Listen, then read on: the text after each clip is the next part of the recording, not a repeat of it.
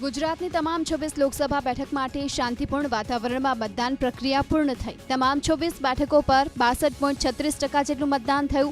રાજ્યમાં સૌથી વધુ મતદાન વલસાડ બેઠક પર થયું। વલસાડ બેઠક પર 74.9% મતદાન તો સૌથી ઓછું મતદાન સુરેન્દ્રનગર બેઠક પર થયું। સુરેન્દ્રનગર બેઠક પર 54.66% મતદાન નોંધાયું। દિવસ દરમિયાન ચૂંટણી પંચને 43 જેટલી ફરિયાદ મળી, જેમાં સૌથી વધુ 11 ફરિયાદ અમદાવાદમાંથી મળી। જો કે ટેલિફોનથી સૂચના આપી તમામ ફરિયાદનો નિકાલ કરવામાં આવ્યો હોવાનું ચૂંટણી પંચે જણાવ્યું। ગુજરાતમાં બપોરે 12 વાગ્યા બાદ ગરમીના કારણે મતદાન ધીમું પડ્યું। જો કે 3 વાગ્યા બાદ ગરમીને જાકારો આપી મતદાતાઓમાં ઉત્સાહ આવ્યો અને પોતાના મતનો ઉપયોગ કર્યો।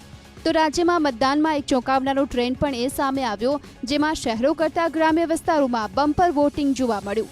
મતદાન પૂર્ણ થયા બાદ તમામ ઉમેદવારોનું ભાવિ ઈવીએમમાં સીલ થયું છે। છેલ્લા જે અહીંયા આવતા પહેલાં જે પ્રિન્ટ કાઢે છે એ પ્રમાણે 62.36 આ ટકાવારી આખા 24 સીટોની છે।